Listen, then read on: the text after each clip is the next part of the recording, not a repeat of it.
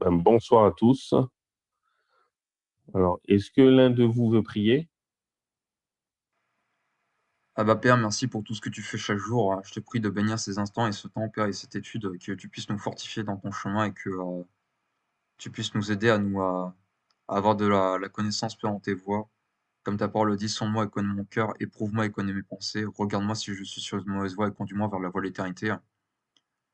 Que tu dis dans ta parole, justement, en Apocalypse 14, 12, de persévérer dans tes commandements, car tu dis que c'est ici la patience des saints, de ceux qui ont les commandements de Dieu et la foi de Jésus, qui sont justement sauvés, et que tu nous guides dans ce chemin, Père, à nous conduire dans le salut, dans ta droiture, Père, et dans tes enseignements, et que tu puisses nous guider, nous fortifier dans ce chemin, Père.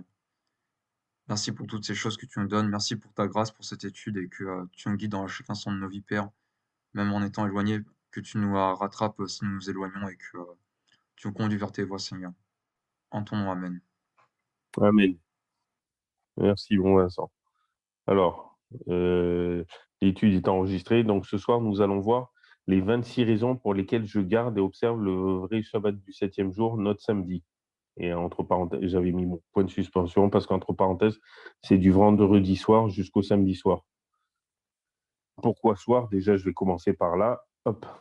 Parce que dans Genèse 1, verset 5, verset 8, verset 13, verset 19, verset 23 et verset 31, chaque jour commence et se termine par un soir, c'est-à-dire par un coucher de soleil, et non pas à minuit. Ce changement a été fait. Bon, de toute façon, on va y venir, c'est plus loin, mais je vais vous le lire vite fait. Enfin, vite fait. Genèse 1, verset 5, et Dieu nomma la lumière jour, et il nomma les ténèbres nuit, et il y eut un soir, et il y eut un matin, ce fut le premier jour. Verset 8, et Dieu nomma l'étendue cieux, et il y eut un soir, et il y eut un matin, ce fut le second jour. Verset 13, et il y eut un soir, et il y eut un matin, ce fut le troisième jour. Verset 19, et il y eut un soir, et il y eut un matin, ce fut le quatrième jour. Verset 23, et il y eut un soir, et il y eut un matin, ce fut le cinquième jour.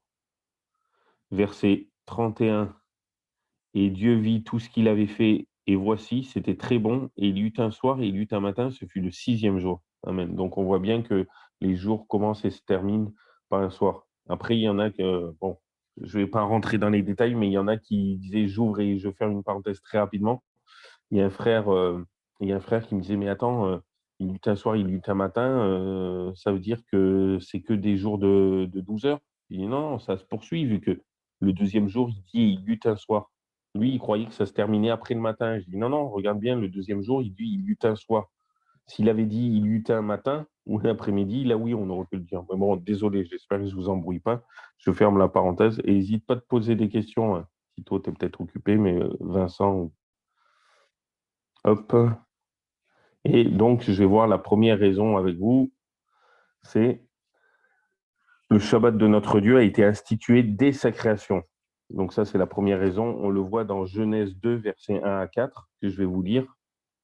Ainsi furent achevés les cieux et la terre et toute leur armée, et Dieu eut achevé au septième jour son œuvre qu'il avait faite, et il se reposa au septième jour de toute son œuvre qu'il avait faite, et Dieu bénit le septième jour et le sanctifia, parce qu'en ce jour-là, il se reposa de toute son œuvre pour l'accomplissement de laquelle Dieu avait créé. C'est pour ça que j'aime bien la version Sterval, pour l'accomplissement. Donc Dieu, il s'est reposé, il a béni, il a sanctifié son Shabbat du septième jour pour l'accomplissement de laquelle Dieu avait créé. Comme quoi il est le créateur. Telles sont les origines des cieux et de la terre quand ils furent créés, lorsque l'Éternel Dieu fit la terre et les cieux. Ils insistent bien comme quoi c'est Dieu qui a fait, comme quoi on n'est pas issu d'une évolution, mais bien d'une création. Et je m'excuse d'être un peu de vous choquer, mais tous les chrétiens qui pensent que, comment dire, tous les chrétiens qui pensent que, qui croient en une évolution, ils jouent le jeu de l'ennemi sans le savoir. Parce qu'un chrétien, s'il est vraiment chrétien, s'il est vraiment croyant, il devrait croire en une création plutôt qu'en une évolution. Mais bon, je ferme la parenthèse. Donc la première raison, c'est ça. Son Shabbat a été institué dès sa création. Sa deuxième raison, il est pour toute sa création, tout entière. Et là, on va voir deux textes. Ésaïe 56, sais pas si on voit les 8 premiers versets. Et après, si vous avez des questions, de toute façon, on y reviendra un peu. C'est vrai que je regarde. Ouais. Alors, Ésaïe 56, si j'y arrive, j'ai 150 marque-pages, ma pauvre Bible, elle est complètement défoncée. Elles font pas long feu chez moi, les.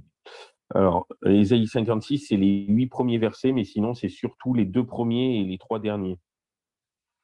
Ainsi a dit l'Éternel, observez ce qui est droit et pratiquez ce qui est juste, car mon salut est près de venir et ma justice d'être manifestée. Heureux l'homme qui fait ces choses, donc pratiquer ce qui est juste et observer ce qui est droit. Heureux l'homme qui fait ces choses et le fils des hommes qui s'y attache, gardant le Shabbat pour ne pas le profaner et gardant ses mains de faire aucun mal. Bon, c'est Shabbat en hébreu, mais sinon c'est sabbat à la française, mais là les textes originaux c'est Shabbat. Et dans le Nouveau Testament c'est sabbaton en grec. Alors, et le verset 6 à 8, et les enfants de l'étranger. Et là, Louis II, je préfère juste ce mot-là parce qu'il disait l'étranger qui se seront joints à l'Éternel pour le servir, pour aimer le nom de l'Éternel et pour être ses serviteurs, tous ceux qui garderont le sabbat ou le Shabbat, je ne sais pas comment vous préférez. Bon, à la française, c'est sabbat, mais en hébreu, l'original, c'est Shabbat. Tous ceux qui garderont le Shabbat pour ne pas le profaner et qui s'attacheront à mon alliance, donc tous ceux qui garderont le Shabbat pour ne pas le profaner et qui s'attacheront à mon alliance, je les amènerai sur ma montagne sainte et les réjouirai dans ma maison de prière. Leur holocauste et leurs sacrifices seront agréés sur mon autel, car ma maison sera appelée une maison de prière pour tous les peuples. Ce n'est pas marqué pour les Juifs, hein, pour tous les peuples. Verset 8, le Seigneur l'Éternel a dit, lui qui rassemble les dispersés d'Israël, j'en rassemblerai encore auprès de lui, encore, donc d'autres peuples. Donc quand il y en a qui disent c'est que pour les Juifs, Adam et Ève, est-ce qu'ils étaient juifs? Et puis quand il dit ma maison sera appelée une maison de prière pour tous les peuples, je ne sais pas ce qu'on n'arrive pas à comprendre dans tous les peuples. Tous les peuples, pour moi, c'est tout. Mais bon. Et juste aussi et un autre texte qu'on va voir, c'est Psaume 139, versets 13 à 14. Là aussi, vous allez me dire, il y en a qui chipotent en disant ouais, mais Dieu, il a créé Adam, ok, mais nous, non. Ben si, je vais vous le prouver. Non, ben si, et, il y en a, ils vont dire pas directement. D'accord, il a créé nos premiers parents et c'est grâce à qu'il a créé nos premiers parents que nous sommes là. Mais non, il nous a tous tissés dans le ventre de nos mères, il nous a tous façonnés, tissés dans le ventre de nos mères. Psaume 139, versets 13 à 14, surtout le verset 13. Car c'est toi qui as formé mes reins, qui m'as façonné dans le sein de ma mère. Je te loue de ce que j'ai été fait d'une étrange et merveilleuse manière. Tes œuvres sont merveilleuses et mon âme le sait très bien. Amen. Donc vous imaginez, il nous a tous tissés dans le ventre de nos mères. Il a posé sa main sur nous, quoi. Il nous a modelés dans le ventre de nos mères, chacun de nous. C'est énorme. Donc c'est vraiment pour tout, quoi, pour toute sa création. Et nous sommes tous ses créatures. Alors ensuite, troisième raison. Son sabbat a été reposé, béni et sanctifié par notre Dieu d'amour créateur et rédempteur lui-même. Donc les trois. Et je vais relire exprès Genèse 2, 1 à 3 pour bien vous montrer. Donc ainsi furent achevés les cieux et la terre et toute leur armée. Ainsi. Et Dieu eut achevé au septième jour son œuvre qu'il avait faite, et il se reposa au septième jour de toute son œuvre qu'il avait faite. Et Dieu bénit le septième jour et le sanctifia, parce qu'en ce jour-là, il se reposa de toute son œuvre pour l'accomplissement de laquelle Dieu avait créé. Et souvent, les musulmans, ils disent ouais, mais la Bible est fausse, elle a été falsifiée, puis Dieu qui est tout-puissant, il n'a pas besoin de se reposer. Oui, il n'a pas besoin de se reposer. Mais l'ennemi, il est puissant, il est partout, malheureusement, tous les moyens sont bons pour ne pas observer son Shabbat. Il n'a pas besoin de se reposer, mais pourquoi il s'est reposé? Comme on dit, il s'est reposé, il a béni et l'a sanctifié. Pourquoi? Pour l'accomplissement de laquelle Dieu avait créé, pour accomplir sa création, pour achever sa création. Je vais y arriver, j'arrive pas à parler ce soir. Et donc, il s'est reposé, il a béni, il a sanctifié, et la bénédiction de Dieu est éternelle. Alors là, on va voir plusieurs textes. Donc, 1 Chronique 17, 27, je le connais presque par cœur, mais et il y a Romains 9, verset 5, la fin, mais je vais tout lire. Et Nombre 23, 20 et Psaume 89, verset 35 ou 34, suivant les versions, parce que des fois, le titre, il est inclus dans le premier verset, et des fois, il est avant le premier verset, d'où un décalage d'un verset. Donc, 1 Chronique 17, 27, veuille donc maintenant bénir la maison de ton serviteur, afin qu'elle soit éternellement devant toi, car ce que tu bénis au Éternel est béni à jamais, ou pour toujours, suivant les versions. Romains 9, 5, je ne veux pas vous lire que la fin, parce que ça montre aussi la divinité de Jésus. C'est pour ça que j'ai envie de vous le lire entièrement. Alors, Romains 9, 5, parce que la fin du verset qui dit « Dieu au-dessus de toute chose bénit éternellement. Amen ». Romains 9, la fin du verset 5. Mais je vais vous lire tout le verset 5. Alors, Romains, super, je tombe pile dessus. Romains 9, verset 5, qui descendent des pères et qui est sorti selon la chair, Christ, qui est Dieu et EST. Donc, Christ, qui est Dieu au-dessus de toute chose, béni éternellement. Amen. Donc, quand Dieu bénit une chose, c'est pour l'éternité. Et l'éternité, ça veut dire sans début ni fin. Donc, Dieu a béni le Shabbat, c'est pas pour le changer, mais bon.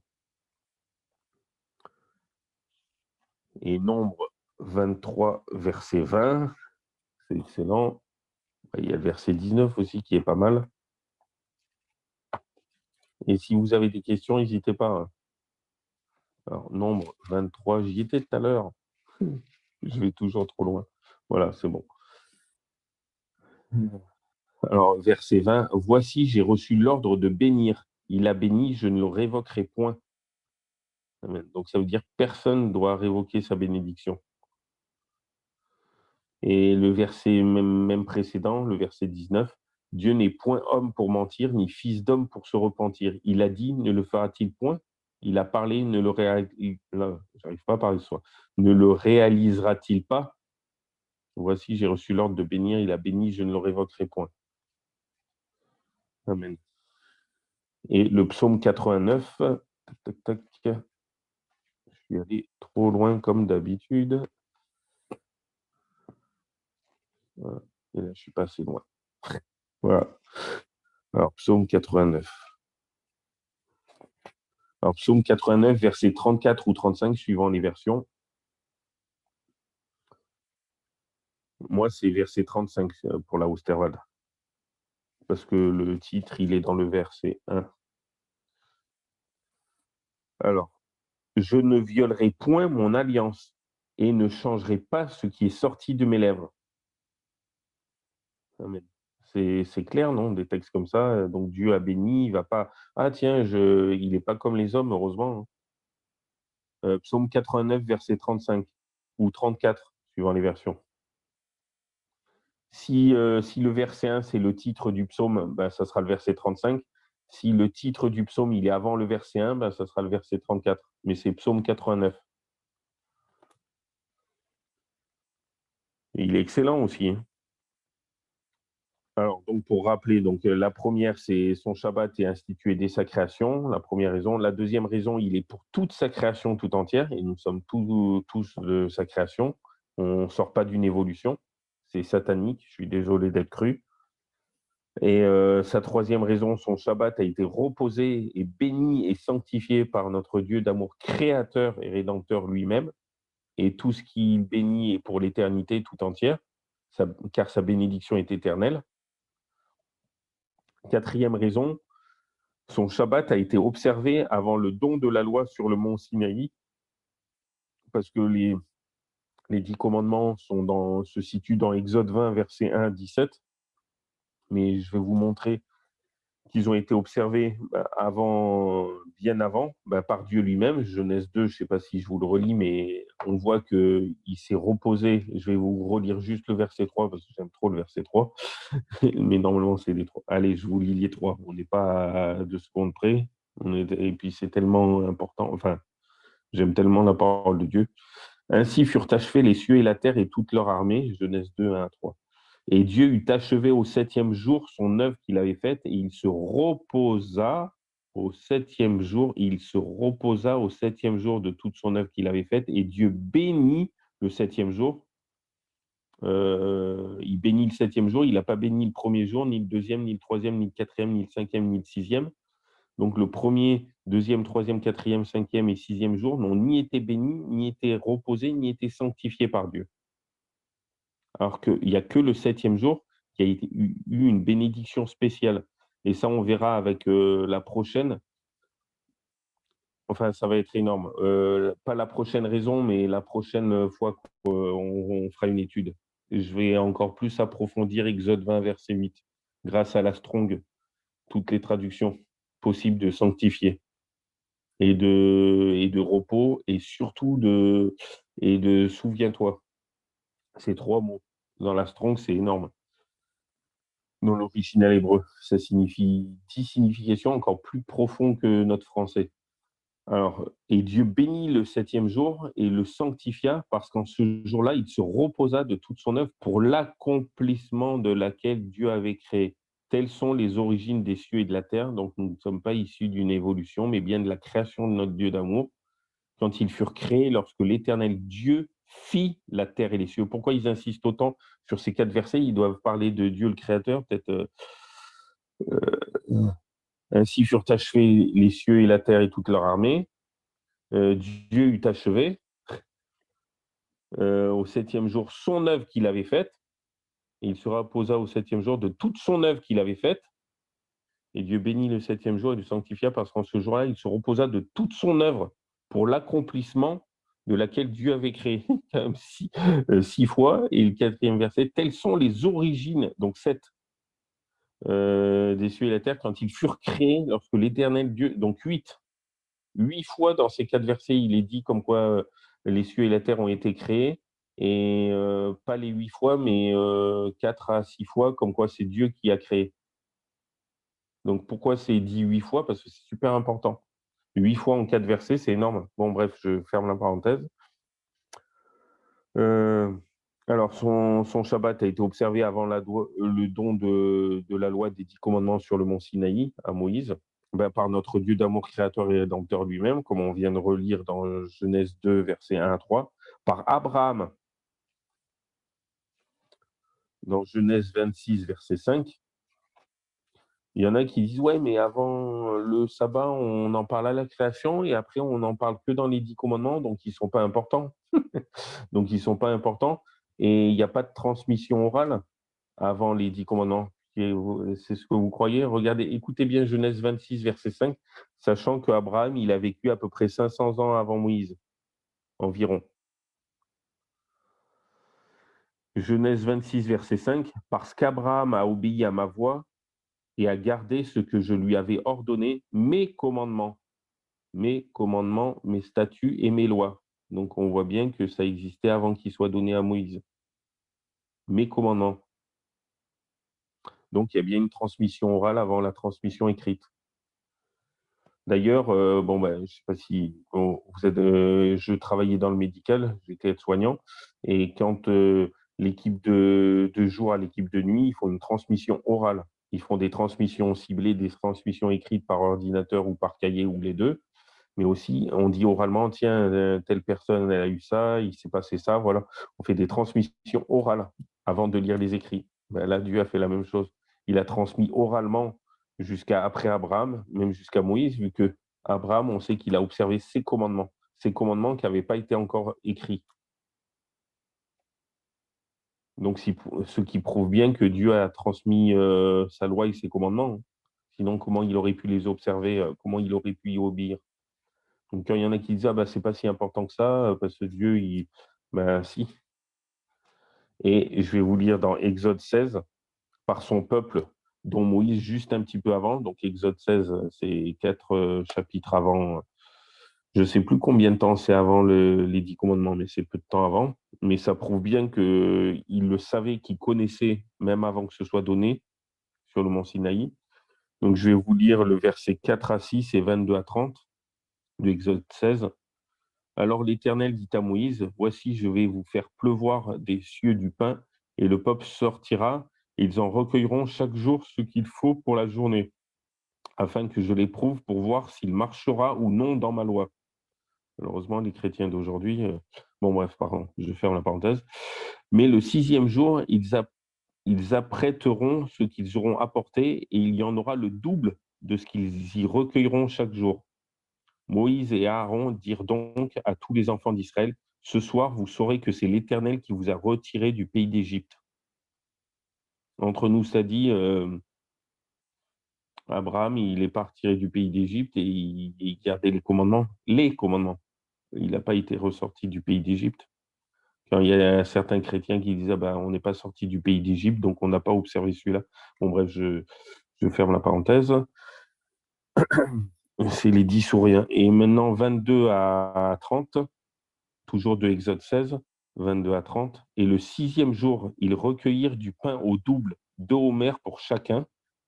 Oui, parce qu'ils devaient ramasser 1 homère chaque jour. Donc le premier, deuxième, troisième, quatrième et cinquième jour. Et le sixième jour, ils devaient en ramasser double, parce que vous allez entendre pourquoi. Et le sixième jour, ils recueillirent du pain au double, 2 homères pour chacun au lieu de 1. Et tous les principaux de l'assemblée vinrent le rapporter à Moïse. Et il leur répondit, c'est ce que l'Éternel a dit, demain est le repos. Donc là, c'était le sixième jour, donc demain est le repos, donc le septième jour. Le Shabbat consacré à l'Éternel. Faites cuire ce que vous avez à cuire et faites bouillir ce que vous avez à bouillir et serrez tout le surplus pour le garder jusqu'au matin.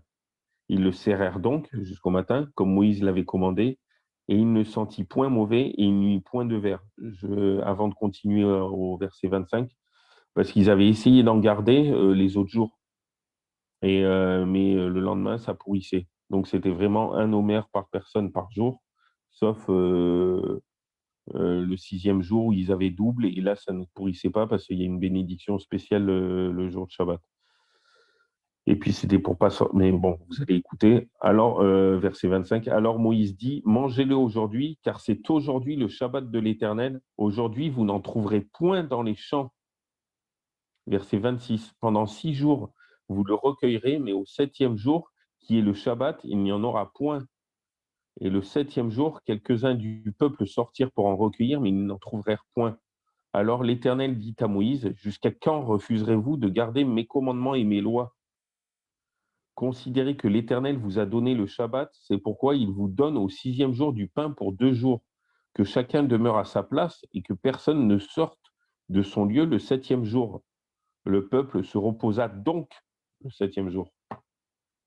Amen.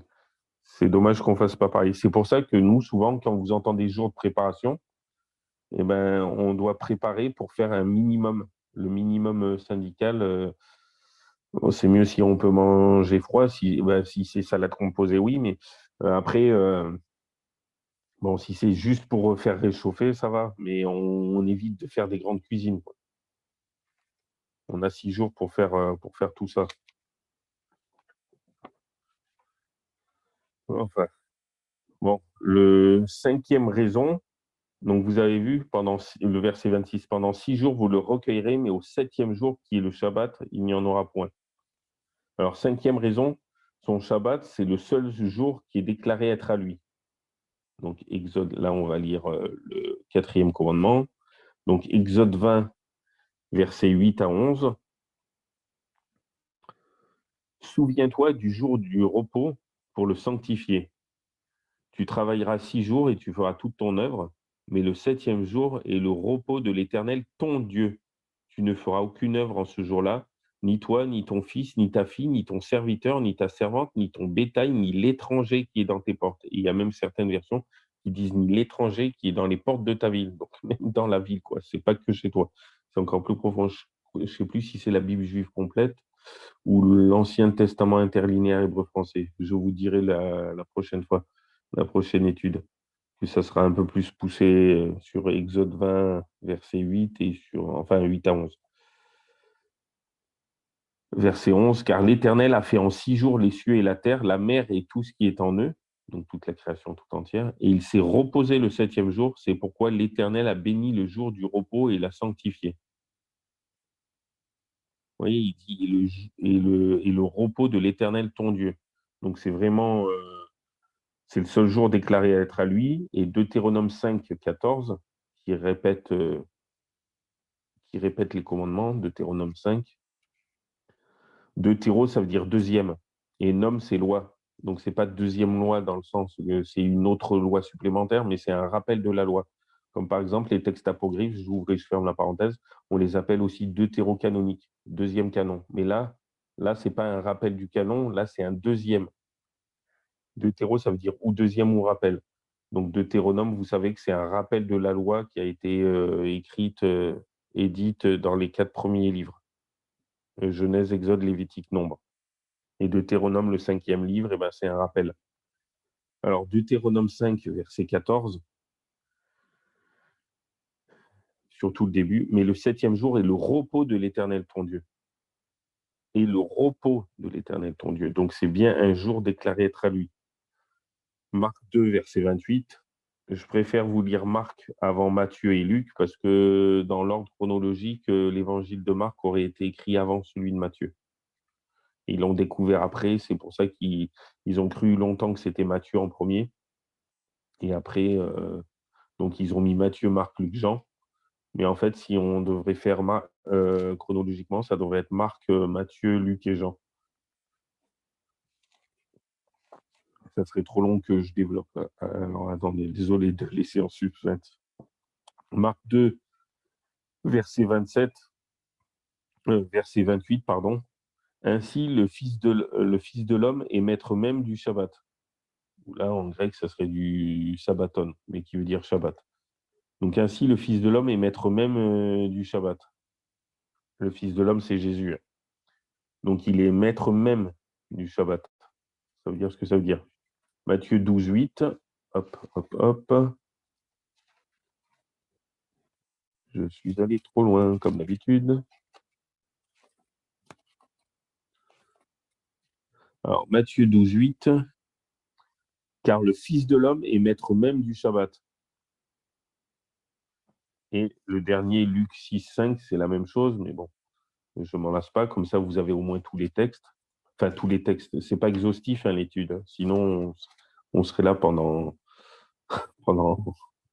l'année ne suffirait pas. Et même mon cerveau ne suffirait pas à emmagasiner tout ça. Luc 6, verset 5. Et il leur dit, donc Jésus, le Fils de l'homme est maître même du Shabbat. Ouais. Donc on voit bien, mais le septième jour est le repos de l'Éternel ton Dieu, autant dans Exode 20, verset 10, que dans Deutéronome 5, verset 14. La sixième raison, s'il y a des questions, n'hésitez pas. Hein. La sixième raison, son Shabbat, c'est son signe.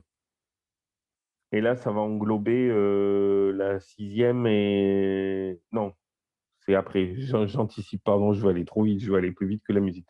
Donc, le Shabbat de notre Dieu, c'est son signe.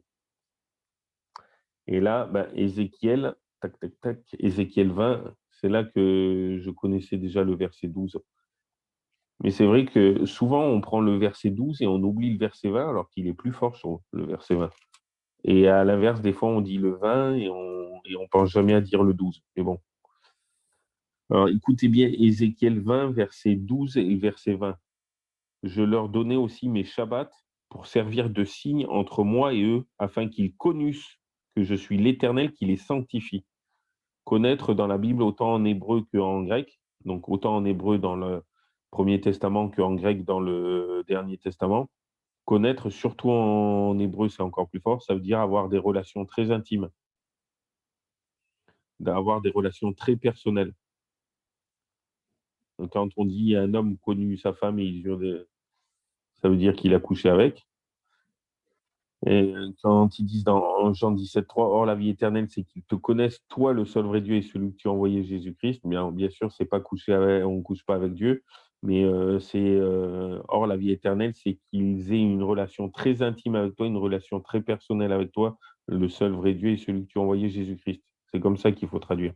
Alors que nous, comme disait frère Tito une autre fois, si vous posez la question à un Français, c'est les Français de métropole qu'on appelle oreilles parmi les créoles, les gens des îles. Vous posez la question, tiens, est-ce que tu connais le président des États-Unis? Il va te dire oui. Dès qu'il connaît le nom, le Français, il va dire oui, il connaît.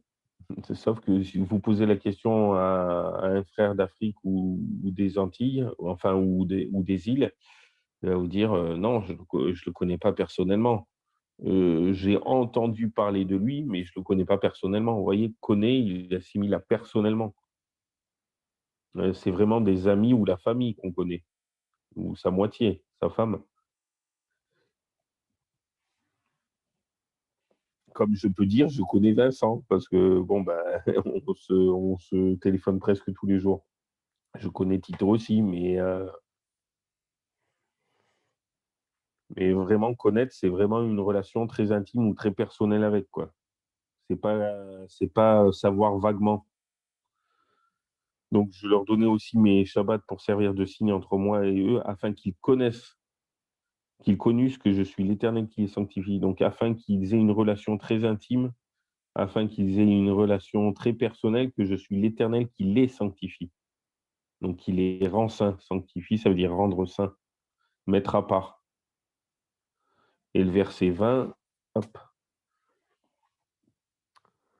sanctifiez mes Shabbats afin qu'ils servent de signe entre moi et vous et que vous connaissiez que je suis l'Éternel, votre Dieu. Là, c'est encore plus fort, je trouve, le verset 20. Sanctifiez mes Shabbats afin qu'ils servent de signe entre moi et vous et que vous connaissiez, donc, et que vous ayez une relation très personnelle ou très intime, que je suis l'Éternel, votre Dieu. Et le verset 19, que celui-là, on l'oublie malheureusement, je suis l'Éternel, votre Dieu. Marchez selon mes statuts, gardez mes commandements et mettez-les en pratique. Amen. Donc là, on voit bien que c'est le sceau de Dieu, que c'est le, pardon, j'anticipe encore, pardon, que c'est le signe pour tous. Pourquoi que c'est le signe? Et il y en a, ils vont dire, ouais, mais c'est que pour Israël. Je dis, d'accord, c'est que pour Israël. Vous me direz ce que vous comprenez dans Jérémie 32, 27. Euh, vous me direz si vous comprenez comme moi ou non. Écoutez bien, voici, je suis l'Éternel, le Dieu de toute chair. Y a-t-il rien qui me soit difficile? Amen. Est-ce qu'il est dit, voici, je suis l'Éternel, le Dieu que des Juifs, de toute chair, ça veut dire toute tribu, toute nation, toute langue, tout peuple, toute sa création tout entière. Mais bon, le chrétien, ben, c'est tellement plus facile d'accepter les erreurs que les mensonges que la vérité. C'est tellement plus commode. Et puis le chrétien, le chrétien, il veut en faire le moins possible. Donc forcément, bon, je suis désolé, hein, mais après tout, Jean le Baptiste, bon, je suis pas Jean le Baptiste, mais il disait race de vipère. Hein. Il passait pas de la pommade. Des fois, il faut dire les choses un peu crues, un peu brutales. Et encore, maintenant, Dieu merci, ça fait plus de 3 semaines que je m'énerve pas, mais que je dis les textes qu'il faut. Donc, voici, je suis l'Éternel, le Dieu de toute chair, de toute chair. Donc, quand je vous répète, sanctifiez mes Shabbats afin qu'ils servent de signe entre moi et vous et que vous connaissiez que je suis l'Éternel, votre Dieu, et il est le Dieu de toute chair. Donc, est-ce que sanctifier mes Shabbats, ça devrait être réservé qu'aux Juifs? Il est que le Dieu des Juifs, alors il n'est pas le nôtre. Alors qu'il est bien dit, et ça, même dans ça, je suis content, je remercie Dieu que Jérémie 32, 27, ce soit que j'ai trouvé dans Jérémie 32, 27, que c'est bien dans le Premier Testament, parce que souvent on dit, ouais, le Premier Testament, c'est pour les Juifs, c'est le Dieu des Juifs, c'est pas le même, et le Dernier Testament, c'est le Dieu des chrétiens. Ben, le Dieu de toute chair, je sais pas si vous comprenez différemment que moi, vous me direz. Toute chair, chez moi, ça veut dire tout peuple, hein, toute tribu, toute langue. Bah, toute sa création, on a tous été tissés dans le ventre de nos mères par lui. Donc, normalement, on devrait sanctifier, que vous connaissiez que je suis l'Éternel, votre Dieu. Donc, quand on ne le fait pas, ben, pour moi, c'est comme si on connaissait on reconnaissait qu'il n'est pas notre Dieu, qu'il est le Dieu de tout le monde sauf nous. Donc il est le Dieu de tous ceux qui sanctifient ces Shabbats. Ceux qui ne le sanctifient pas, ben, il n'est pas leur Dieu. C'est comme si on disait: «Ah, je ne sanctifie pas le Shabbat, c'est pour les Juifs». Donc voilà, c'est comme si on rejetait Dieu. C'est cool, hein? Bon, bref. 7e raison, désolé. 7e raison, là, c'est vraiment donc 7e et 8e raison, son Shabbat, c'est le sceau de 2 ou 3 manières. Bon, la 7e raison, je vais dire 2 petites manières. Une, que ça correspond qu'à une version, c'est pour ça que j'ai pas compté comme une raison de plus.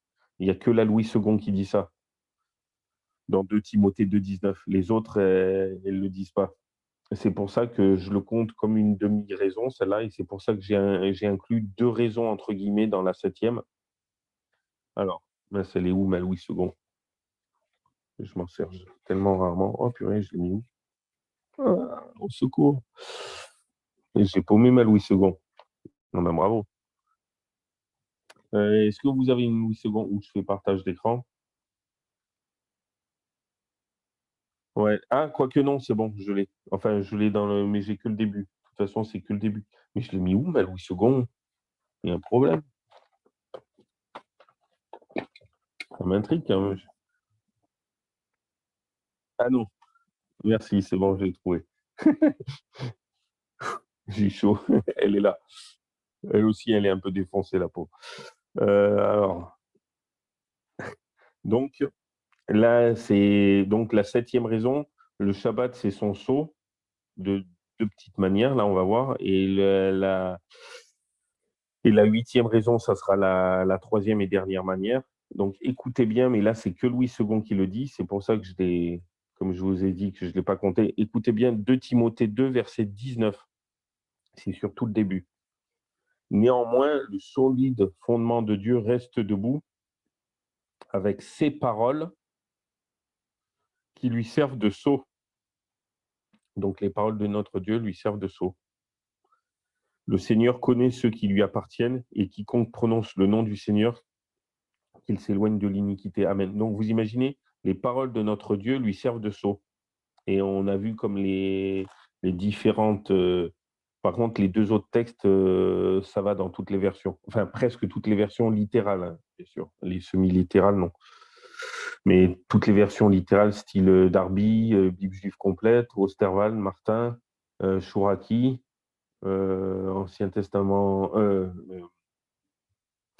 ouais, Ancien Testament interlinéaire hébreu-français. Et comme il y a Romains 4, ben, Nouveau Testament interlinéaire grec-français. Enfin, ça va dans toutes les littérales. Bien sûr, les semis et les dynamiques, je n'ai pas regardé, mais pas dans toutes.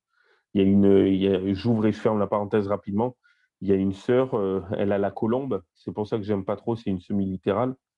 Pas parce que c'est qu'une semi-littérale, mais justement, Romains 4,11, elle n'est pas comme la Louis II, ni la Darby, ni la Osterwald, ni la Martin. Il n'y a pas le mot. Bon, de toute façon, je ne vais pas anticiper. Donc, vous avez vu, ces paroles lui servent de sceau. Donc, les paroles, comme on a vu, les 10 commandements, ça s'appelle les 10 paroles, ça s'appelle le décalogue. Donc, ces paroles qui lui servent de sceau. Donc, ces commandements qui lui servent de sceau, et écoutez bien justement, donc ces paroles qui lui servent de sceau, euh, et dans Ézéchiel 20, donc là, on a vu ces paroles, donc ces commandements, ces 10 commandements, donc y compris le Shabbat, vu qu'il est le 4e commandement. Et maintenant, on va voir la 2e raison, enfin, ou la vraie raison, qui est dans toutes les Bibles, enfin dans toutes les Bibles littérales. Ézéchiel 20, comme on a vu, mais je vais relire, je vais me faire un plaisir de le relire. Donc écoutez bien Ézéchiel 20. Sanctifiez mes Shabbats afin qu'ils servent de signe entre moi et vous, et que vous connaissiez que je suis l'Éternel, votre Dieu. Donc, les Shabbats sont un signe, vous êtes d'accord avec moi? Et dans Ézéchiel 20, 12 aussi, et je leur donnais aussi mes Shabbats pour servir de signe entre moi et eux, afin qu'ils connaissent que je suis l'Éternel qui les sanctifie. Donc, dans Ézéchiel 20, 12 et 20, on voit bien que les Shabbats sont un signe. Vous êtes d'accord avec moi? Et maintenant, on prend Romains 4, verset 11, et là, ça marche que dans les Bibles littérales, peut-être certaines semi-littérales, mais en tous les cas, pas dans les colombes, c'est pour ça que j'aime pas trop. Romains 4, verset 11, et il reçut, ça parle d'Abraham, il reçut le signe de la circoncision comme un sceau de la justice de la foi qu'il avait eu, étant incirconcis, afin d'être le père de tous ceux qui croient, quoique incirconcis, et que la justice leur fût aussi imputée. Et il reçut le signe de la circoncision comme un sceau de la justice. Signe comme sceau. Romains 4,11 est en train de dire que signe égale sceau. Il reçut le signe de la circoncision comme un sceau de la justice. Donc, signe égale sceau avec Romains 4,11. Donc, si vous prenez Ézéchiel 20, 20 et Ézéchiel 20, 12 et 20 et Romains 4,11, on sait que le Shabbat est le signe de Dieu envers lui et sa création tout entière, et non pas que les Juifs. Et là, ils viennent nous dire que le signe, c'est son sceau.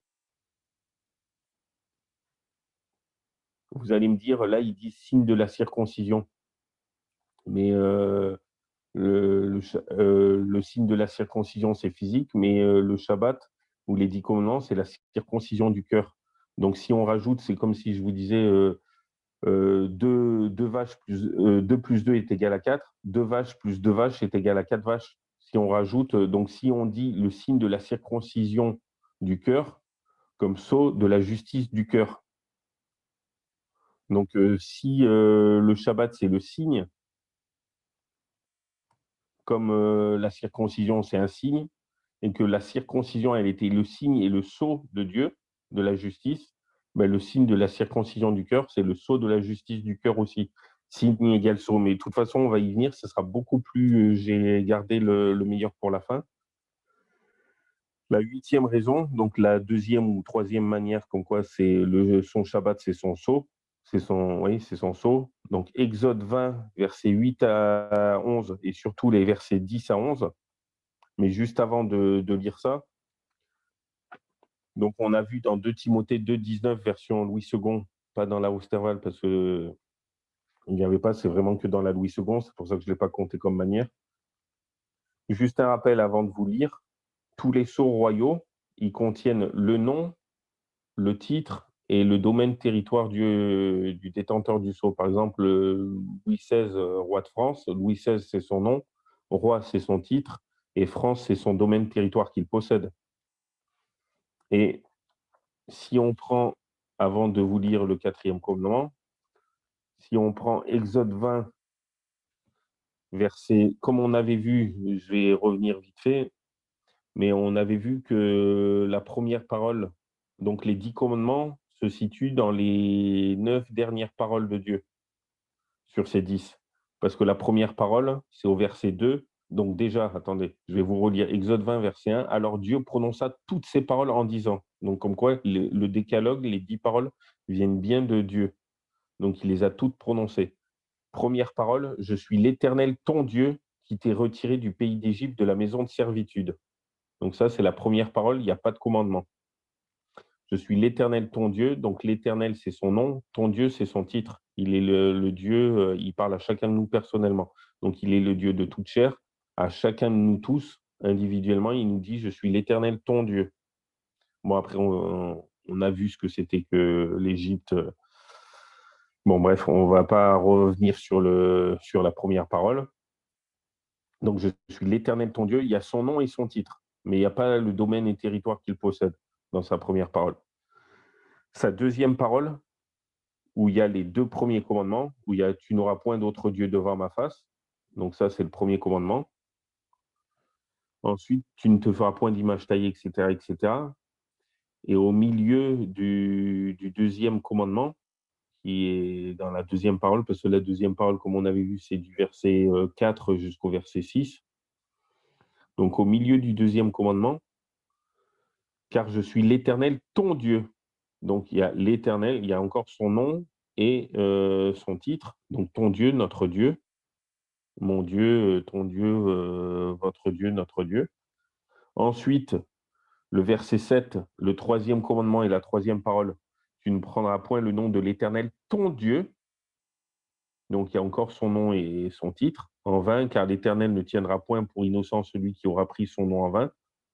Donc là, on voit bien, donc on a vu la première parole, il y a son nom et son titre. La deuxième parole, il y a son nom et son titre au milieu du deuxième commandement, qu'il y a les deux premiers commandements dans sa deuxième parole. La troisième parole, qui est le troisième commandement, il y a son nom et son titre. Je saute exprès. Le cinquième commandement, honore ton père et ta mère afin que les jours soient prolongés sur la terre que l'Éternel, ton Dieu, te donne. Il y a encore son nom et son titre. Par contre, vous pouvez regarder chez vous, bon, c'est pas une étude sur les 6 derniers commandements, donc je fais exprès plus vite, mais du verset 13, le 6e commandement, jusqu'au verset 17 inclus le 10e commandement, il y a ni le nom, ni le titre. Donc il y a ni l'Éternel, ni ton Dieu. Tu ne tueras point, tu ne commettras point d'adultère, tu ne déroberas point, tu ne diras point de faux témoignages contre ton prochain, tu ne convoiteras point la maison de ton prochain, tu ne convoiteras point la femme de ton prochain, ni son serviteur, ni sa servante, ni son bœuf, ni son âne, ni aucune chose qui soit à ton prochain. Vous voyez, je vous ai cité les 5 derniers commandements, et ben il y a même pas marqué une seule fois l'Éternel ton Dieu. Et pourtant, ceux-là, c'est les commandements qu'on rejette le moins. Alors qu'il n'y a même pas marqué le nom ni le titre de Dieu. Et maintenant, on va voir. Donc, on a vu dans la première parole qu'il n'y a aucun commandement. Dans la deuxième parole, qu'il y a 2 commandements. Au milieu du deuxième, il y a l'Éternel, ton Dieu. Donc, on voit bien que dans l'Éternel, ton Dieu, ben, ça y est, dans les 3 premiers commandements, enfin, dans la première parole, dans la deuxième et la troisième parole, ça y est, dans la cinquième parole et commandement, et ça y est plus dans les 5 derniers. Et par contre, dans le quatrième, je vais vous relire. Souviens-toi du jour du repos pour le sanctifier. Tu travailleras 6 jours et tu feras toute ton œuvre. Mais le 7e jour est le repos de l'Éternel, ton Dieu. Tu ne feras aucune œuvre en ce jour-là, ni toi, ni ton fils, ni ta fille, ni ton serviteur, ni ta servante, ni ton bétail, ni l'étranger qui est dans tes portes. Car l'Éternel a fait en 6 jours les cieux et la terre et la mer et tout ce qui est en eux. Il s'est reposé le 7e jour. C'est pourquoi l'Éternel a béni le jour du repos et l'a sanctifié. Ouais, salut Lorenzo, bienvenue. On est en train d'enregistrer, c'est pour ça que je n'ai pas trop coupé. Donc, vous imaginez, c'est le seul commandement où il y a les 3 choses. Donc, l'Éternel, son nom, ton Dieu, son titre, et le domaine territoire qu'il possède, le seul commandement où il y a, c'est car l'Éternel a fait en 6 jours les cieux, la terre, la mer et tout ce qui est en eux. Donc, la création tout entière, son domaine territoire. Comme Louis XVI, roi de France, Louis XVI, son nom, roi, son titre, France, son domaine territoire qu'il possède. Ben là, dans le 4e commandement, c'est le seul. Vous pouvez les relire chez vous, Exode 20, verset 1, 17. C'est le seul où ils disent, et regardez bien, mais le 7e jour est le repos de l'Éternel, donc son nom, ton Dieu, son titre. Ensuite, car l'Éternel, il répète une 2e fois son nom, a fait en 6 jours les cieux, la terre, la mer et tout ce qui est contenu, donc son domaine territoire tout entier, la création tout entière. C'est le domaine territoire de notre Dieu. Et il s'est reposé le 7e jour. C'est pourquoi l'Éternel a béni le jour du repos et l'a sanctifié. Il répète encore une 3e fois le nom. C'est le seul commandement où il y a 3 fois le nom l'Éternel. C'est le commandement en plus le plus long, versets 8 à 11. Ça fait 4 versets. Le 2e plus long, c'est le 2e commandement où lui, il n'y a que verset 4 jusqu'au verset 6. Ça fait 3 versets. C'est le plus long. Et c'est le seul qui contient, comme un sceau, le nom de notre Dieu, l'Éternel, son titre, ton Dieu, le Dieu à chacun de nous tous, et son domaine territoire qu'il possède, les cieux, la terre, la mer et tout ce qui est contenu, c'est-à-dire la création tout entière. Voilà pourquoi j'ai gardé le meilleur pour la fin, enfin, pour le sceau. Donc, il n'y a vraiment que dans ce commandement. Alors, la 9e raison, oula, mais ça avance vite, la 9e raison, son Shabbat a été rappelé pour la délivrance de l'esclavage, donc de l'Égypte pour les Juifs au temps de Moïse, mais et surtout du péché et de la mort pour tous, pour toute l'humanité tout entière, et pour tous les temps, depuis la chute d'Adam, donc plus de 1500 ans avant Abraham, et jusqu'au retour de Jésus. Et ça englobe tout le monde. Et là, donc c'est Exode 20, je vais vous lire le verset 2. Je suis l'Éternel ton Dieu qui t'ai retiré du pays d'Égypte, de la maison de servitude. Donc notre Égypte à nous, ben, c'est le péché qui conduit à la mort. D'ailleurs, on dit bien Christ, il est notre Pâque. Là, vous voyez, ils ont fêté la sortie d'Égypte avec la Pâque. Donc la Pâque chrétienne, ça a une portée encore plus grande que la Pâque juive. Et le mot Pâque en hébreu, ça se dit Pessar, qui veut dire passage. On passe de la mort à la vie. Parce que deux esclaves qu'ils étaient, c'était comme une mort spirituelle. Ils sont passés à la délivrance. Ils sont libérés. Et ben, délivrance, donc ils sont de nouveau en vie. Et nous, ben, il nous a délivrés du péché et de la mort, Jésus. Il est notre Égypte à nous. Il nous a délivrés de notre Égypte à nous, qui est le péché et la mort. Donc, on voit Exode 20, verset 2 et le verset 8. Souviens-toi du jour du repos pour le sanctifier. Et Deutéronome 5, c'est plus flagrant, surtout le verset 15, c'est 12 à 15, mais surtout le verset 15, Deutéronome 5. Observe le jour du repos pour le sanctifier, comme l'Éternel ton Dieu te l'a commandé. Tu travailleras 6 jours et tu feras toute ton œuvre, mais le 7e jour est le repos de l'Éternel ton Dieu. Tu ne feras aucune œuvre en ce jour-là, ni toi, ni ton fils, ni ta fille, ni ton serviteur, ni ta servante, ni ton bœuf, ni ton âne, ni aucune de tes bêtes, ni ton étranger qui est dans tes portes, afin que ton serviteur et ta servante se reposent comme toi. Et souviens-toi que tu as été esclave au pays d'Égypte et que l'Éternel ton Dieu t'en a retiré à main forte et à bras étendus. C'est pourquoi l'Éternel ton Dieu t'a commandé d'observer le jour du repos. Si on remplace l'Égypte comme Christ est notre Pâque, et le péché de la mort, et souviens-toi que tu as été esclave du péché de la mort et que l'Éternel ton Dieu t'en a retiré à main forte et à bras étendus. C'est pourquoi l'Éternel ton Dieu t'a commandé d'observer le jour du repos. Et vous imaginez, j'ouvre et je ferme la parenthèse, une fois, mais il y a très longtemps, j'avais discuté, bon, désolé, c'est peut-être la 3e ou 4e fois que je le dis, j'avais discuté avec un juif et je disais que j'observais le Shabbat, puis il disait, hein, toi, tu observes le Shabbat, tu es chrétien? Je dis oui. Et puis il dit, mais tu ne devrais pas l'observer.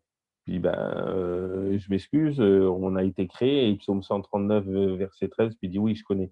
Il dit, oui, à la limite. Mais eux, ils faisaient 2 bougies. Une bougie pour la création et une bougie pour la délivrance. Puis il dit, ouais, bon, ben, dans ce cas-là, tu brûles qu'une bougie.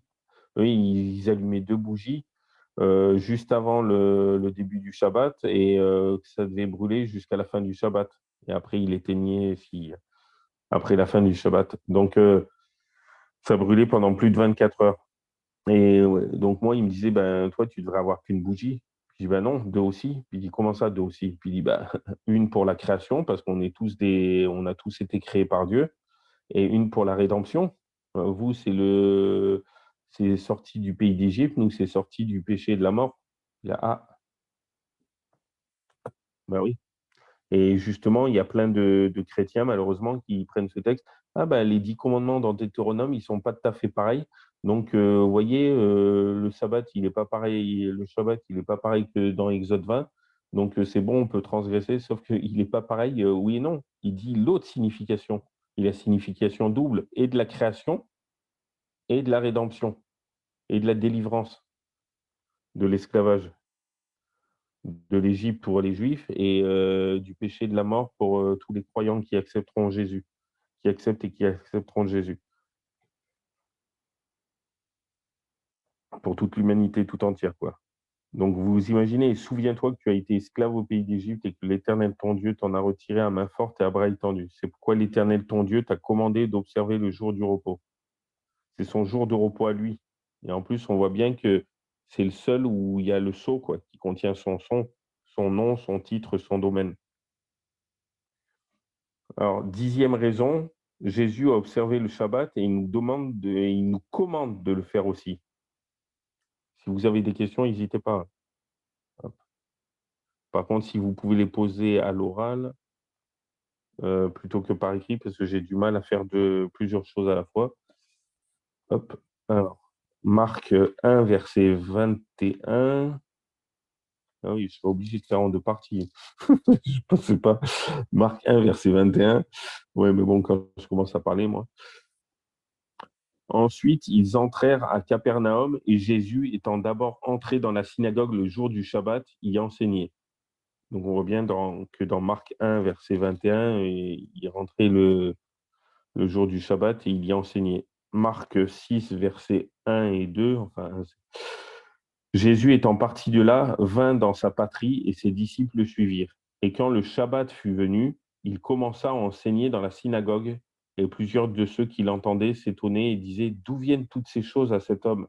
Quelle est cette sagesse qui lui a été donnée et d'où vient que de si grands miracles se font par ses mains?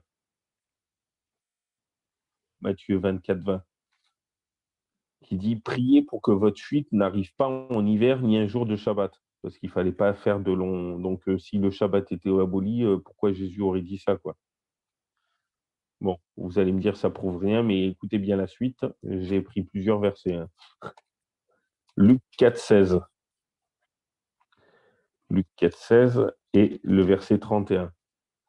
Alors, Luc 4, 16. Et Jésus vint à Nazareth où il avait été élevé et il entra selon sa coutume le jour du Shabbat dans la synagogue et il se leva pour lire. Et le verset 31, donc on voit bien qu'il a fait Jésus. Et chrétien, ça vient de Jésus-Christ et on veut se différencier des Juifs. Bon, parce qu'ils ne croient pas en Jésus, mais pourtant, chrétien, ça veut dire disciple du Christ, hein. Et le Christ allait à la synagogue le Shabbat. Donc nous, on devrait aller dans nos églises, le Shabbat comme lui, il y allait, hein. Le jour du repos que Jésus observait, c'était le Shabbat. C'était pas le premier jour de la semaine. On va y venir plus tard. J'espère qu'on aura le temps. Et donc le verset 31 de Luc 4, et il descendit chez les gens de Capernaum, ville de Galilée, et il les enseignait les jours de Shabbat.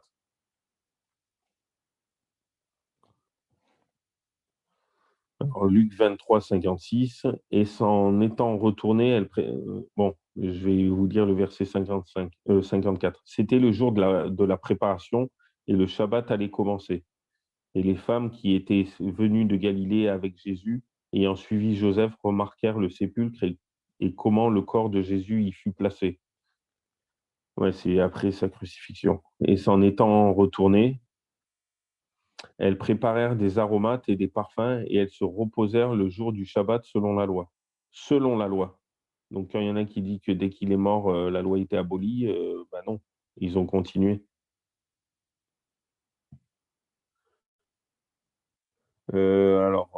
Ensuite, bon, peut-être pas.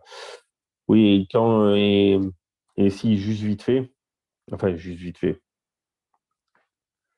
quand il y en a qui disent que les pharisiens, ils reprochaient à Jésus de faire des miracles le jour du Shabbat, donc que c'était pas autorisé, qu'il ne devait pas le faire, je vais vous lire plusieurs versets, mais je garde le meilleur pour la fin, j'ai le temps, ouais, pas trop, mais attendez. Hop, hop, hop. Faut dire, on commence à 1h30. Alors, Marc, au lieu de commencer à 21h, on commence à 21h30. Marc 3, verset 4.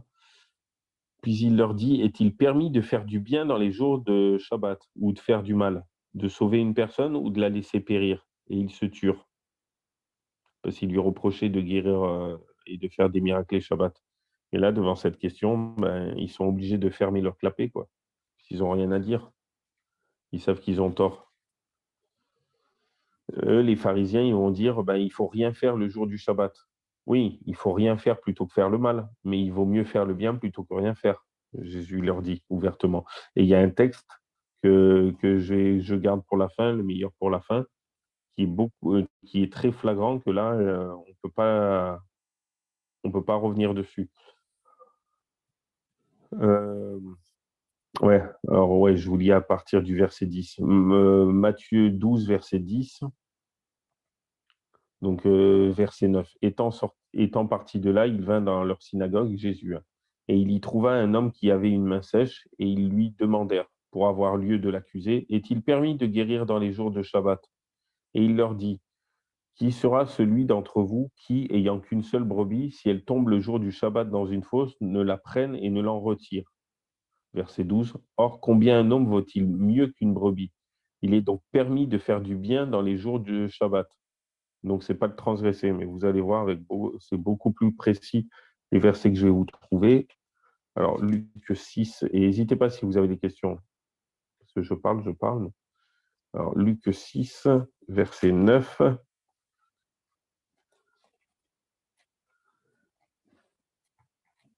Ouais. Jésus leur dit donc, je vous demanderai une chose, est-il permis dans les jours de Shabbat de faire du bien ou de faire du mal, de sauver une personne ou de la laisser périr? Là aussi, c'est bien flagrant. Désolé, je laisse le meilleur pour la fin, comme je vous disais. Jean 7, versets 22 à 23, c'est l'avant-dernier. Jean 7, versets 22 à 23. Moïse vous a ordonné la circoncision. Écoutez bien là. Moïse vous a ordonné la circoncision. Non qu'elle vienne de Moïse, mais des pères. Et vous circoncisez un homme le jour du Shabbat. Si un homme reçoit la circoncision le jour du Shabbat, afin que la loi de Moïse ne soit pas violée, pourquoi vous irritez, vous, contre moi, parce que j'ai entièrement guéri un homme le jour du Shabbat? Oui, parce que c'est un jour de délivrance, de repos, mais de délivrance et de sanctification. Et je garde le meilleur pour la fin, parce que la loi juive disait que tout homme, enfin tout mâle, devait être circoncis le 8e jour. Et si ben, il naissait un jour de préparation, ben, 8 jours après, ça tombe un Shabbat. Et pour pas transgresser la loi contre la circoncision, c'est pour ça que pour les Juifs, la circoncision, c'était le plus important. Et ensuite, c'était les 10 commandements. Mais pour faire partie du peuple, pour être sauvé, c'était la circoncision. Donc la circoncision passait sur les commandements. Et justement, donc, quand ils reprochaient à Jésus de faire des miracles, de guérir le Shabbat, alors qu'eux, ils circoncisaient le Shabbat. Mais écoutez bien le dernier texte beaucoup plus flagrant, Jacques 4, verset 17. Je gardais celui-là pour la fin. Écoutez bien. Ce, bon, je vais vous lire la version Louis II parce qu'elle est peut-être un peu plus claire pour une fois que là. Donc, Jacques 4, verset 17. Je vais vous lire dans les deux versions, même. Ce sera même encore mieux. Donc, Jacques 4, verset 17 dans Osterwald. Celui-là donc pêche, qui connaît le bien et qui ne le fait pas. Ça va être beaucoup plus clair avec Jacques 4, 17 Louis II. Celui donc qui sait faire ce qui est bien et qui ne le fait pas commet un péché. Donc Jésus qui sait guérir et qui sait faire des miracles, s'il ne l'avait pas fait le jour du Shabbat, là, il aurait transgressé. Parce qu'il y a 3 types de péchés, 4. Il y a le péché contre le Saint-Esprit, c'est un autre sujet, impardonnable. Il y a le péché, c'est la transgression de la loi de Dieu, 1 Jean 3, verset 4. Il y a Jacques 4, 17, celui qui sait faire le bien mais qui ne le fait pas commet un péché. Donc ne pas faire le bien, c'est-à-dire ne rien faire comme les pharisiens le jour du Shabbat, ben, c'est un péché. S'ils savent faire le bien et qu'ils ne le font pas, eh ben, ils commettent un péché. Donc si Jésus il n'avait pas guéri ce jour-là, s'il n'avait pas soigné ce jour-là, s'il n'avait pas fait de miracle ce jour-là, il aurait transgressé. Et s'il avait transgressé un seul de ces 10 commandements, il n'aurait pas pu nous sauver parce qu'il aurait été pécheur lui aussi. Ça aussi, les chrétiens qui se basent là-dessus, ben, c'est circulaire, quoi. Tu ne peux pas te baser là-dessus parce que si tu dis que Jésus il a transgressé le Shabbat, mais il a le droit parce qu'il est le créateur, ben, s'il a transgressé le Shabbat, il est transgresseur. Et s'il est transgresseur, il ne peut pas me sauver. C'est pas une histoire de il a droit, il n'a pas le droit. Non, c'est que les pharisiens, ils rajoutaient trop. Eux, il fallait rien faire parce qu'ils étaient trop têtus bornés. Ils ont rajouté plein de règles inutiles alors que c'est un jour de Shabbat, c'est un jour de repos, mais c'est un jour de délivrance. Il vaut mieux se reposer plutôt que faire le mal, mais il vaut mieux délivrer, sauver, soigner, guérir, plutôt que rien faire. C'est pour ça qu'il dit il a fait l'homme pour le Shabbat et non il a fait le Shabbat pour l'homme et non l'homme pour le Shabbat. C'est l'être humain avant tout, mais il vaut mieux se reposer. Mais bon. Hop. Donc et puis oui, le troisième péché que je vous ai pas dit, c'est celui qui n'agit pas par pleine conviction commet un péché. C'est-à-dire celui qui doute et qui le fait, ben, il commet un péché même si c'était pas un péché. Un exemple. Euh, Qu'est-ce que je pourrais vous citer comme exemple? Par exemple, quelqu'un qui dit, ah, est-ce que le canard, il fait partie des animaux impurs, est-ce que je peux le manger? Il dit, je ne sais pas si c'est impur ou si c'est pas impur, c'est vrai que c'est pas cité canard, puis il dit, il doute, il sait pas trop, il en mange. Et ben pour Dieu, il a commis un péché, tandis que celui qui pense, ah tiens, il n'y a pas marqué le mot canard dans la Bible, dans Lévitique chapitre 11 et Deutéronome chapitre 14, donc c'est bon, je peux en manger. Ben lui, même s'il n'avait pas le droit, parce que c'est marqué signe et son espèce, donc il fait partie de la même espèce, normalement on ne devrait pas en manger, mais celui qui croit qu'il pouvait en manger, eh ben pour Dieu, il n'a pas péché parce il agissait par pleine conviction. C'est pour ça que tous ceux qui observent le dimanche sans savoir que le vrai jour, ben, ils ont une excuse pour Dieu. Mais jusqu'à ce qu'on leur dise, ceux qui disent, bah oui, le Shabbat du 7e jour, c'est le samedi, ben, nous, on va au l'honneur de la résurrection de Jésus. Donc, en sachant qu'on va à l'église le dimanche et que c'est le premier jour, que c'est pas le 7e, ben là, on n'agit pas par pleine conviction. Mais bon, de toute façon, on va y venir. Enfin, peut-être pas ce soir, mais je finis au moins jusqu'à la 13e pour faire pile la moitié. Alors, 11e raison, garder son Shabbat nous rapproche davantage de notre Dieu. Alors, Exode 31, versets 12 à 18. Désolé, j'ai été long, mais bon, ça fait 1 heure en même temps. Exode 31, il faudrait qu'on commence plus tôt les prochains coups. Exode 31, versets 12 à 18.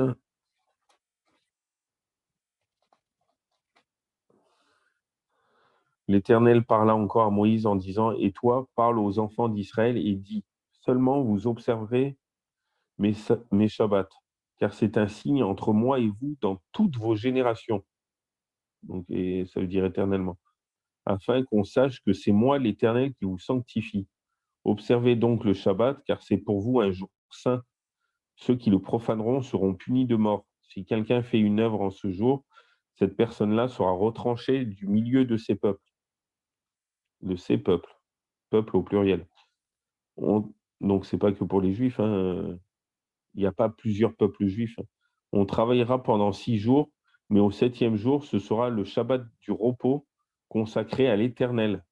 Quiconque fera une œuvre le jour du Shabbat sera puni de mort. Bon, c'est surtout la fin, mais je voulais vous lire un peu tout. Ainsi, les enfants d'Israël observeront le Shabbat pour célébrer le Shabbat dans toutes leurs générations comme une alliance perpétuelle. C'est un signe entre moi et les enfants d'Israël à perpétuité, car l'Éternel a fait en 6 jours les cieux et la terre, mais et là, la création, ça concerne tout le monde, pas que les Juifs, hein. Il a fait en 6 jours les cieux et la terre, mais au 7e jour, il a cessé et il s'est reposé. Et quand Dieu eut achevé de parler avec Moïse sur la montagne du Sinaï, il lui donna les 2 tables du témoignage, tables de pierre écrites du doigt de Dieu. Comme quoi, non seulement il les a prononcées, mais en plus, il les a écrits lui-même sur les tables de la loi. Mais bon, ça, c'est une autre partie un peu plus loin. Je ne vais pas m'attarder dessus parce que je vais m'attarder le prochain coup. Deutéronome 6. Hop. Deutéronome 6, 4 à 6 et même jusqu'au verset 9. Écoutez bien. Donc, écoute Israël, l'Éternel est notre Dieu et le seul Éternel. Normalement, alors attendez, c'est le seul truc que je sais en hébreu. Shema Israël, Adonai Elohenu, Adonai Echad. Donc, écoute Israël, le Seigneur est notre Dieu, le Seigneur est un ou est uni. Normalement, la vraie traduction. C'est la seule chose que je connais. Verset 5, tu aimeras donc l'Éternel, ton Dieu, de tout ton cœur, de toute ton âme et de toute ta force. Et ces commandements que je te prescris aujourd'hui seront dans ton cœur. Tu les inculqueras à tes enfants et tu en parleras quand tu te tiendras dans ta maison, quand tu marcheras en chemin, quand tu te coucheras et quand tu te lèveras. Et tu les liras comme un signe sur ta main et ils seront comme des frontons entre tes yeux. Tu les écriras aussi sur les poteaux de ta maison et sur tes portes. On en est loin, mais moi aussi, hein. Normalement, il faudrait l'écrire, mais bon, bref. L'apôtre Paul, bon, j'ouvre et je ferme une parenthèse, normalement c'est plus loin, mais il dit bien dans 1 Corinthiens 7, verset 19, la circoncision n'est rien, l'incirconcision n'est rien, mais l'observation des commandements de Dieu est tout. Donc c'est comme s'il disait la circoncision, c'est-à-dire être juif n'est rien, L'incirconcision, c'est-à-dire comme les chrétiens, et être chrétien n'est rien, mais l'observation des commandements de Dieu est tout. Et des 10, hein, il y en a 10. Et on ne change pas la déclaration des droits de l'homme et du citoyen, on ne change même pas une virgule, mais par contre, la loi de Dieu, les 10 commandements, ça, on les change, malheureusement. L'être humain, il les change. Alors, hop. Alors qu'elle devrait être intouchable. Mais bon, malheur à ceux qui l'ont changé. C'est comme Ananias et Saphira. Quand Pierre, il leur a dit, vous avez menti à Dieu, vous avez menti au Saint-Esprit. Comme quoi, là, il reconnaît que Dieu est le Saint-Esprit aussi, que le Saint-Esprit est Dieu, et que Dieu est le Saint-Esprit aussi. Et ben, donc, ils ont expiré à l'instant. Donc là, si on rejette Dieu, bon, Marc 2, verset, faut prier. Après, c'est un Dieu d'amour, il tient compte des temps d'ignorance aussi. Il y en a, ils accepteront rapidement, et il y en a qui mettront des années pour accepter. Il y en a qui accepteront jamais, malheureusement. Marc 2, verset 27 à 20. Ah oui, pardon. Donc, oui, donc garder son Shabbat nous rapproche davantage de Dieu, comme je vous ai dit. La 12e raison, c'est son Shabbat et pour le bénéfice de toute l'humanité. Marc 2, c'est 27 et 28. Puis il leur dit, le Shabbat a été fait pour l'homme. Il n'a pas dit le juif, hein. Fait pour l'homme, non pas l'homme pour le Shabbat. Ainsi, le Fils de l'homme est maître même du Shabbat.